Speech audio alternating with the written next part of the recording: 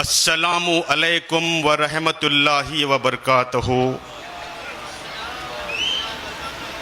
औज़ु बिल्लाहि मिनश शैतानिर रजीम। बिस्मिल्लाहिर रहमानिर रहीम। अल्लाहुम्मा सल्लि अला सय्यदिना शफीअना नबीना मौलाना मोहम्मदियों वबारिक वसल्लिम। दयास पर मौजूद तमाम नबी के उम्मती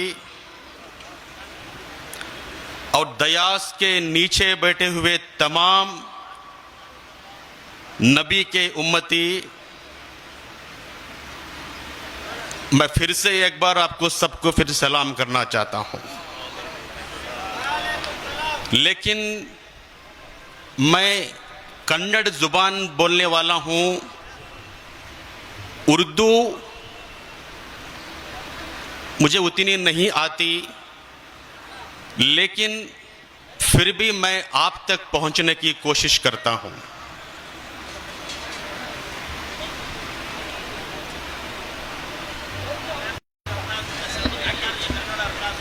एक ऐसा प्रोग्राम जीवन में पहली बार मुझे मौका मिला है, इतने बड़े अल्लाह के बंदों के सामने मुझे रूबरू होने का मौका मिला है।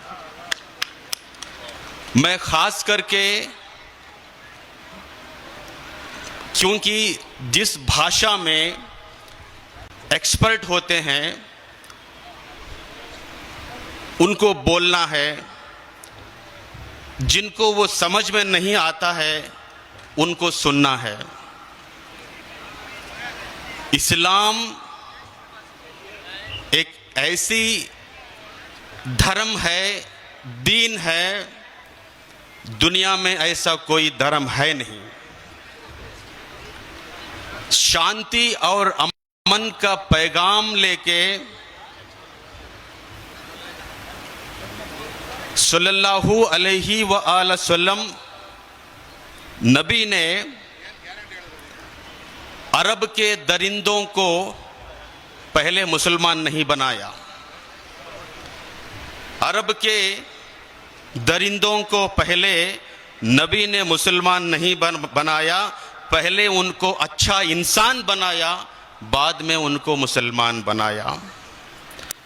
एक अच्छा इंसान ही एक अच्छा मुसलमान बनता है।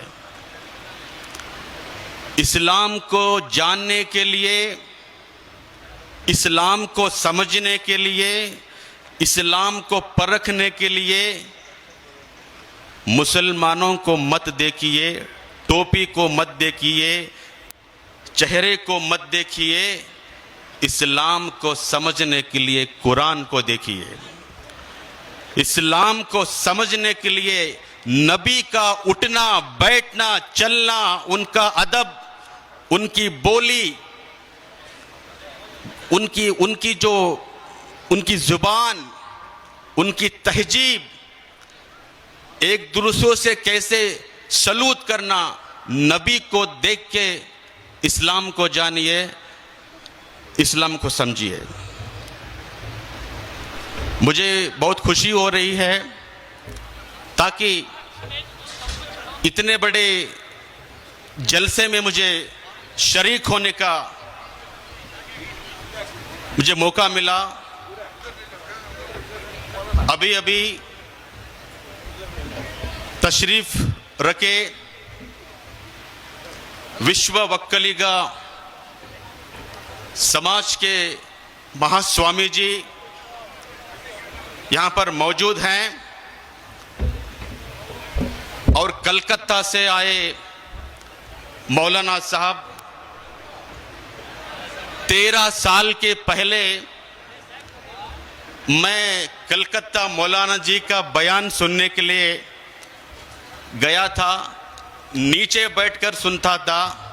आज एक ऐसा मौका मिला है कोलकाता मौलाना जी का बयान उनके सामने बैठ के, उनके बाजू बैठ के मुझे सुनने का आज मौका मिला है। वो ऐसे उनकी जुबान, उनकी बोली, उनका जो बोलने का अंदाज, उसमें शक्ति बहुत है। वो पूरे माहौल को बनाते हैं, पूरे माहौल को इकट्ठे, जो उसको जोड़ते हैं। हिंदू और मुसलमान, उनकी एकता कैसे होना चाहिए, कैसे रहना चाहिए, कलकत्ता मौलाना साहब जी से मैं सुना हूं। वो हिंदुस्तान के बहुत सारे हर राज्य में मैं उनको देखा हूं, उनसे मैं बहुत प्रभावित हुआ हूं।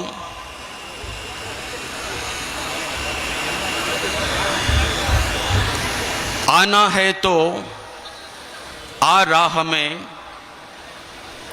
कुछ फेर नहीं,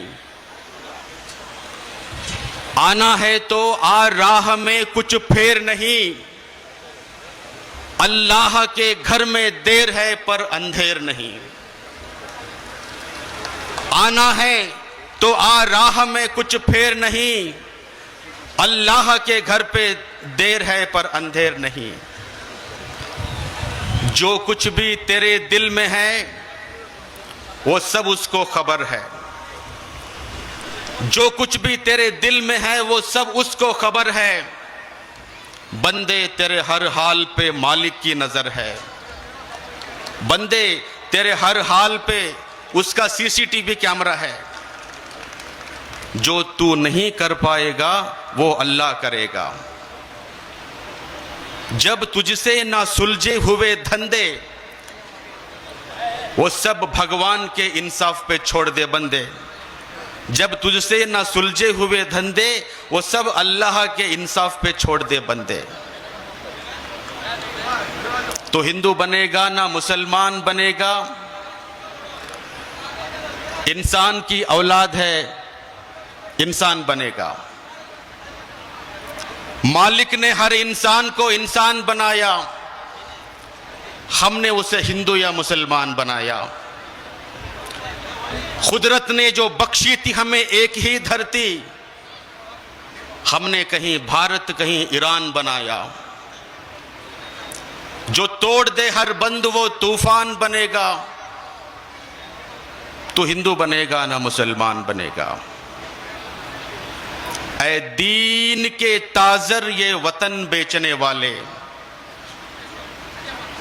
इंसान की लाशों के कफन बेचने वाले, ऐ महलों में बैठे हुए कातिल ये लुटेरे, तू भी एक दिन मौत का ऐलान बनेगा। तो हिंदू बनेगा ना मुसलमान बनेगा। मैं खास करके जीवन में पहली बार मुसलमानों के ऐसे जलसे में मुझे आने का मौका मिला है, तो जिंदगी की आखिरी सांस तक रहने तक मैं मुसलमानों का साथ दूंगा और मुसलमानों से कंधे मिला के मैं खड़े हो जाऊंगा। आज मेरा हौसला बढ़ाइए ताकि मैं आपके साथ में जुड़ने के लिए आया हूं। एक हकीकत की बात है कि इस हिंदुस्तान में 97% लोग हैं जो माइनॉरिटी, ओबीसी, दलित जो लोग हैं वो 97% हैं। वो सब लोग आपस में भाई और प्यार का भाईचारा है, लेकिन इस देश में 3% यहूदी लोग हैं जो हिंदू और मुसलमानों को अलग करना चाहते हैं।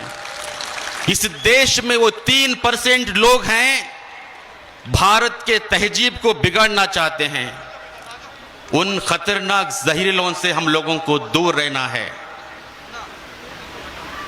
बड़ी अफसोस की बात होती है, कर्नाटक में कुछ ऐसे सियासत थी, ऐसे हुक्मरान थी, सुबह उठ गए तो हिंदू मुस्लिम हिंदू मुस्लिम हिंदू मुस्लिम हिंदू मुस्लिम, हलाल, हिजाब, 370, मुसलमान, दाढ़ी, आतंकवाद। कोई अरे भारत का भविष्य को बदलना है, तो भारत को डेवलपमेंट करना है, तो 30 करोड़ मुसलमानों को छोड़ के भारत को बदलाव नहीं कर सकते।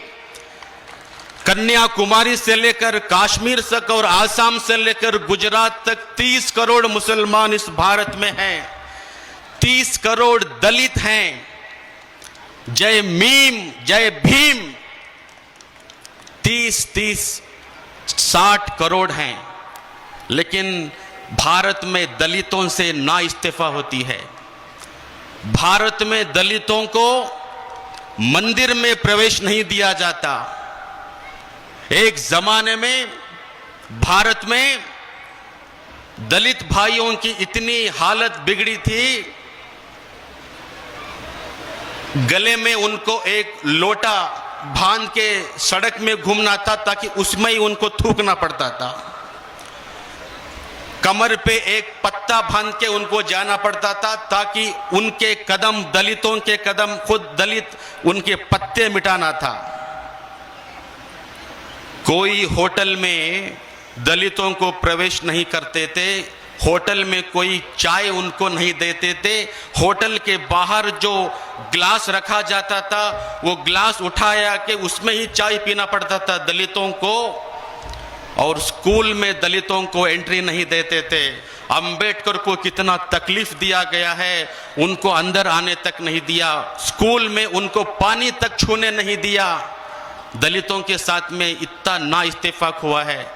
इसका मौजूद कौन? मुसलमानों ने कहा था दलितों से इस तरह बेइंसाफी करने के लिए।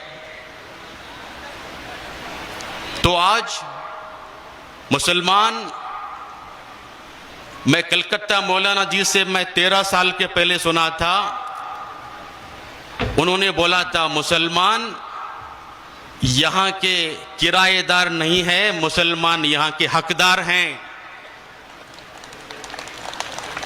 अरे कर्नाटक में 6.5 करोड़ की आबादी है। 6.5 करोड़ की आबादी में मुसलमान 1 करोड़ हैं।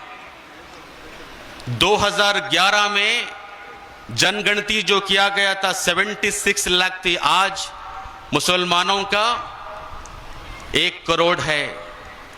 दलित 2 करोड़ है। ओबीसी 3 करोड़ है। यहूदी सिर्फ 2% तक नहीं। कर्नाटक में, बेंगलुरु में फिर भी वो तोड़ना चाहते हैं, मरोड़ना चाहते हैं। आप ऐसे मुत्तहिद हो जाइए, एक हो जाइए, दलितों से मोहब्बत कीजिए। हिंदू धर्म में उनको मोहब्बत नहीं किया गया, मुसलमानों से मैं कहता हूं कि आप उनसे मोहब्बत कीजिए।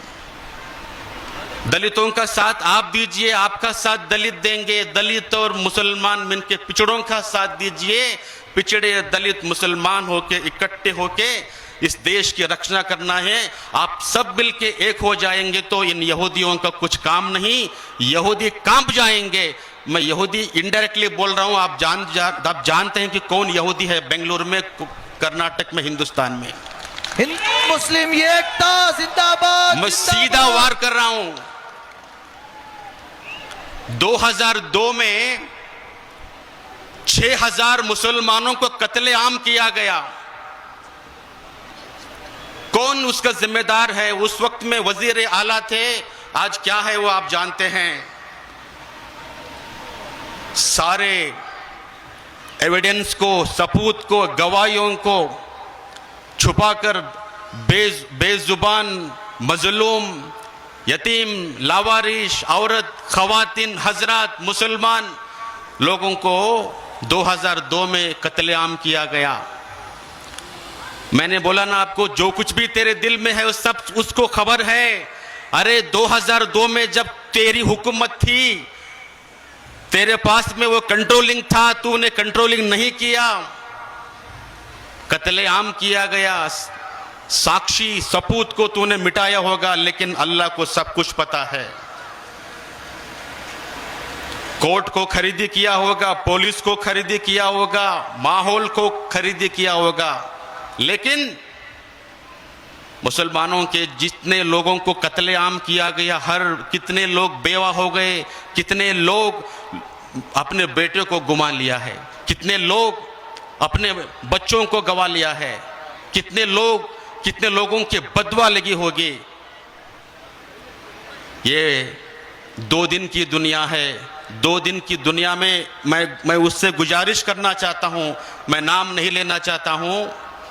हमारे कर्नाटक सरकार ने एक ऐलान किया बेलगांव के असेंबली में, जो भी हिंदू मुस्लिम बंटवारे की जो जुबान से बयान करता है उसको 7 साल अंदर करना पड़ेगा। हिंदू मुस्लिम हिंदू मुस्लिम हिंदू मुस्लिम, बुरखे के बारे में जो बात करता है, हिजाब के बारे में जो बात करता है, दाढ़ी के बारे में बात करता है, टोपी के बारे में बात करता है, मुसलमानों को छेड़ता है, इस्लाम के खिलाफ बोलता है, उन तमाम जालिमों के लिए कर्नाटक सरकार ने एक नया कानून लाया। अगली बार कोई मुसलमान का धर्म के नाम पे कुछ बोला, 7 साल उसको अंदर जाना पड़ेगा। सिद्धरामैया की सरकार को मैं मुबारकबाद देना चाहता हूं तमाम लोगों से। सिद्धरामैया ने वो काम किया है। कुछ लोगों को, कुछ पार्टी लोगों को वो अंदर से तकलीफ हो रही है, ये गलत है, अरे तुम गलत बोलते हो, इस देश में चैन नहीं, इस देश में शांति नहीं। सुबह उठ के टीवी देखा गया, मुझे जालिम का तारीफदार मेरी तारीफ नहीं कर सकता, मुझे जालिम का तारीफदार नहीं लिख सकता, कम से कम वो लाचार मुझे नहीं लिख सकता। जान हथेली पे लेके बैठा हूं, वो सच को इस देश का अखबार नहीं लिख सकता। तमाम टीवी चैनलों को खरीदी किया गया है, तमाम अखबारों को खरीदी किया गया है, तमाम ईवीएम मशीन को खरीदी किया गया है, कोर्ट को खरीदी किया गया है, वर्दी को खरीदी किया है, लेकिन अल्लाह सब कुछ देख रहा है। पूरे हिंदुस्तान में, कर्नाटक में, मैं नॉर्थ कर्नाटक से हूं, हावेरी, धारवाड़, गदग, कोप्पल, रायचूर, बेलगांव, बिजापुर, हुबली, धारवाड़, रायचूर, गुलबर्गा, मैं वहां का हूं। आज मैं एक शपथ कर रहा हूं, जब भी मुसलमान मुझे बुलाएंगे मैं आपके साथ में जुड़ता हूं। आज से मुसलमान अकेले नहीं है, आज से मुसलमानों के साथ में ऐसे 100 लोग स्वामी जी आपके साथ में हैं। तकरीबन 5000 स्वामी जी कर्नाटक में है। दलित के स्वामी जी है, ओबीसी के स्वामी जी है, मैं लिंगायत का स्वामी जी हूं। लेकिन बसवण्णा का मैं फॉलोअर हूं। बसवण्णा जी बोलते थे, इव नारव ಎಂದೆನಿಸದಿರಯ್ಯ, ಇವ ನಮ್ಮವನೆಂದೆನಿಸಯ್ಯ, ಕೂಡಲ ಸಂಗಮ ದೇವ, ಇವ ನಿಮ್ಮ ಮನೆಯ ಮಗನೆಂದೆನಿಸಯ್ಯ। ये कौन मत बोल, ये हमारा है। कलकत्ता के मौलाना हमारे घर के हैं, हमारे घर वाले हैं। कूडल संगम देवाय नमः, बसवण्णा जी ने बोला। मैं बसवण्णा का फॉलोअर हूं। कुरान में बसवण्णा के वचन में कोई डिफरेंस नहीं है। मूर्ति पूजा की आराधना नहीं करते हैं बसवण्णा। उस ऊपर वाले की कोई फोटो नहीं, उस ऊपर वाले की कोई पेंटिंग नहीं, उस ऊपर वाले की कोई पिक्चर नहीं। ಯಾವನಿಗೆ ತಂದೆ ಇಲ್ಲವೋ, ಯಾವನಿಗೆ ತಾಯಿ ಇಲ್ಲವೋ, ಯಾವನಿಗೆ ಜನನವಿಲ್ಲವೋ, ಯಾವನಿಗೆ ಮರಣವಿಲ್ಲವೋ, ಅವನೇ ಆದಿ, ಅವನೇ ಅಂತ್ಯ, ಎಲ್ಲರಿಗೂ ತಂದೆ ತಾಯಿ ಅವನೇ ಆಗಿ ಅವನಿಗೆ ಮಾತ್ರ ತಂದೆ ತಾಯಿ ಇಲ್ಲವೋ ಅವನು ದೇವರು ನೋಡ ಕೂಡಲ ಸಂಗಮ ದೇವ। जिसको मां नहीं, जिसको बाप नहीं, जिसको भाई नहीं, ना वो कभी पैदा हुआ था, ना वो कभी मरेगा, वही अव्वल है, वही आखिर है। सारी दुनिया का माँ बाप अल्लाह है, और उसको कोई माँ बाप नहीं है, वो अल्लाह है। नारे तकबीर। जिसको माँ बाप है वो अल्लाह नहीं हो सकता। अरबिक में अल्लाह कहते हैं, संस्कृत में ईश्वर कहते हैं। वो दोनों का मतलब एक ही है, सिर्फ भाषा का फर्क है। और अल्लाह के और ईश्वर के सिवा और किसी को अगर जोड़ेंगे तो वो शिर्क हो जाएगा। ये सिर्फ ये दो नाम है, अल्लाह, अल्लाहु अकबर। इसके बारे में कोई वो ये बात सुनते ही उन लोगों को अंदर से जलना शुरू हो जाता है। अरे दरिंदों, अल्लाहु अकबर का मतलब है रब्बिल आलमीन है, रब्बिल मुस्लिमीन नहीं है। नारे तकबीर, नारे तकबीर। रब्बिल मुस्लिमीन नहीं है, अल्लाह रब्बिल आलमीन है। तो अल्लाहु अकबर का अजान सुनता है तो अल्लाह बड़ा है। अशहदु अन ला इलाहा इल्लल्लाह, तो उसके सिवा कोई अल्लाह है नहीं। तो मतलब यह उसके ईश्वर के सिवा कोई नहीं है, इसका मतलब है। हय्या लस्सलाह हय्या लल फलाह, तुम्हारी भलाई के लिए, तुम्हारी अच्छाई के लिए अल्लाह के घर पे आ जाओ। कितनी बेहतरीन बात है। तुम इसमें तुमको जलन होती है, ये बहुत गलत है। हिंदुस्तान में मुसलमानों को दबाया जाता है, कर्नाटक में मुसलमानों को दबाया जाता है।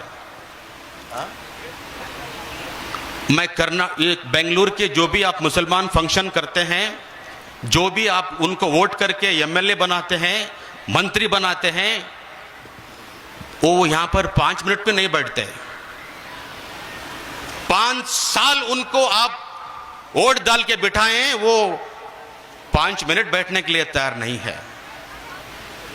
मैं गुजारिश करना चाहता हूं, आने वाले दिनों में आप जिनको हुकूमत दी है वो बैठना है, सुनना है, दिल से आना है। मुसलमानों के फंक्शन को ऑटोमेटिक जो वॉल क्लॉक होता है ऐसे आके जाना नहीं है, दिल से आइए। मुसलमानों के साथ में कंधे से कंधा मिलाना है। तो आने वाले दिनों में मैं तमाम दलित, तमाम पिछड़े, तमाम मुसलमान, इन लोगों को इकट्ठे करके उन यहूदियों से लड़ता हूं मैं आज से कर्नाटक में किसी मुसलमानों के ऊपर कोई उंगली नहीं कर सकता। हजरत टीपू सुल्तान रहमतुल्लाह अलैह, शेर मैसूर, दुनिया में हिंदुस्तान की आजादी के लिए लड़ने के लिए जो पहला अंग्रेजों के खिलाफ लड़ाई की वो टीपू सुल्तान हजरत है। और उनका नाम सुनते ही मुसलमानों के अंदर एक जोश पैदा होती है। ये जालिम, ये 3% यहूदी लोग आपकी जोश को खत्म करना चाहते हैं। रहमतुल्लाह अलैह के बारे में क्या क्या बात बोली जाती है।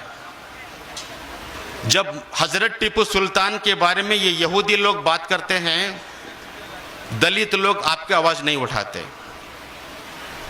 नबी के शान पे गुस्ताखियां जो होते हैं, सरतन से जुदा उसको कानून में मौका नहीं है, लेकिन वो आपका दिल की तड़प है, आपके जज्बे से खेला जाता है। लेकिन मैं ये कहता हूं, अंबेडकर की शान पे गुस्ताखियां करते हैं तो तब आपको रोड में आना पड़ता है। जब टीपू सुल्तान की शान में गुस्ताखियां होते हैं तो हम दलित भी बाहर आ जाते हैं आपके साथ में। दलितों को, ओबीसी लोगों को, मुसलमानों को किरायादार बनाता है, हम लोगों को गुलाम बनाया जाता है। ये आज से नहीं चलेगा, आने वाले दिनों में। मुसलमान भाइयों, बेफिक्र से आप हिम्मत से रहिए और आने वाले दिनों में हम सब लोग मिलके आपका हौसला बढ़ाएंगे। मैं नेक्स्ट जब आता हूं तो उर्दू सीख के आता हूं और आपका हिम्मत बढ़ाता हूं। तो लास्ट में मैं आज कलकत्ता मौलाना जी से मैं उनको सुनने आया हूं खास करके, लेकिन मुझे एक नज़म भी आपसे बोलना है, तो मैं 2 मिनट में उसको ख़त्म करना चाहता हूं। परमिशन देंगे आप मुझे बोलने के लिए? कुछ दिनों के पहले बोल रहे थे घर वापसी कर जाओ, मुसलमानों को बोल रहे हैं कि पहले आप हिंदू ही थे, आप आ जाइए वापस, घर वापसी बोल रहे थे। हाँ, हम मुसलमान को छोड़िए, मैं आता हूँ लिंगायत, हिंदू में मुझे कहाँ शामिल करोगे आप? ब्राह्मण, क्षत्रिय, वैश्य, शूद्र, हमको सबसे नीचे रखा जाता है, क्यों आना चाहिए हम लोग? आखिरी बंद। लेकिन ये इमरान प्रतापगढ़ी के नज़म में ये नहीं है, मैंने इसमें शामिल किया गया है। अरे कर्नाटक के मुसलमान 10 मुसलमान एमएलए हैं, 3 लोग एक जगह बट गए हैं। 10 मुसलमान एमएलए हैं और 4 एमएलसी हैं। सब लोगों को मुख्यमंत्री बनाते हैं, तो मुसलमान को कब मुख्यमंत्री बनाते हैं? 88% मुसलमान वोट करता है, फिर भी मुसलमानों को हुकूमत नहीं दिया जाता है। 20% वोटिंग किया जाता है, उनको मुख्यमंत्री देना चाहिए। 15% वोटिंग करते हैं, उसको मुख्यमंत्री पूछता है, लेकिन 88% मुसलमान वोट करता है, मुसलमानों को सीएम नहीं बनाया जाता है। राहुल गांधी जी, प्रियंका गांधी जी, इंदिरा जो भी, सोनिया गांधी जी, खरगे जी, एक बार मुसलमानों को भी कर्नाटक का मुख्यमंत्री बनाना चाहिए। मैं आज इस मंच से बोल रहा हूं, नहीं तो मुसलमान 10 जगह जीता होगा, 60 जगह मुसलमान जिताएगा। 60 जगह जिताएगा तो 10 जगह जीत के आएगा, तो 70 मुसलमान एमएलए करने की ताकत है। सरकार को उखाड़ के फेंकने की ताकत मुसलमान के पास है, सरकार को बनाने की ताकत मुसलमान के पास है। अगर मुसलमानों को आप इस तरह ही नीचे रखा गया तो आने वाले दिनों में मुसलमान क्या करना है वो जानता है। ओके, एक आखिरी जो इसमें वो नहीं है, लेकिन मैंने इसमें शामिल किया है आपका हौसला बढ़ाने के लिए। 10 मुसलमान एमएलए हैं, मैं उनको बोल रहा हूं, हम मुसलमान हैं, हम मुसलमान हैं, यूटी कादर है हम, कनिज फातिमा हम, यूटी कादर है हम, कनिज फातिमा हम, तनवीर सेठ हम, आसिफ सेठ हम, अरशद रिजवानो ये हारिस हम, अरशद रिजवानो ये हारिस हम, रहीम खान हम, इकबाल हुसैन, रहीम खान हम, इकबाल हुसैन, बीजड जामिर अहमद खान पठान, बीजड जामिर अहमद खान पठान, यासिर अहमद खान हम हैं पठान, यासिर अहमद खान हम हैं पठान। हम मुसलमान हैं, आप मुसलमान हैं। बहुत बहुत शुक्रिया। शरणो शरणो शरणार्थी। ओम श्री गुरु बसवलिंगाय नमः। ओम नमः शिवाय। श्री गुरुभ्यो नमः। शिवार्पणमस्तु। अस्सलामु अलैकुम व रहमतुल्लाहि व बरकातुहू। ये समाचार बुलेटिन प्रायोजित था golden gate PU college of science and commerce द्वारा। आपके सपनों का कॉलेज, आपके बेहतर भविष्य की पहचान। Nausheen colony, Malgatti road, Gulbarga. साल 2025 और 26 के लिए एडमिशन शुरू हो चुके हैं। ये समाचार मैक्स मल्टी स्पेशलिटी हॉस्पिटल द्वारा प्रायोजित है, जो 24 घंटे 7 दिन आपातकालीन ट्रॉमा और क्रिटिकल केयर सेंटर है, और यह Hagarga circle, ring road, Gulbarga में सुविधाजनक स्थान।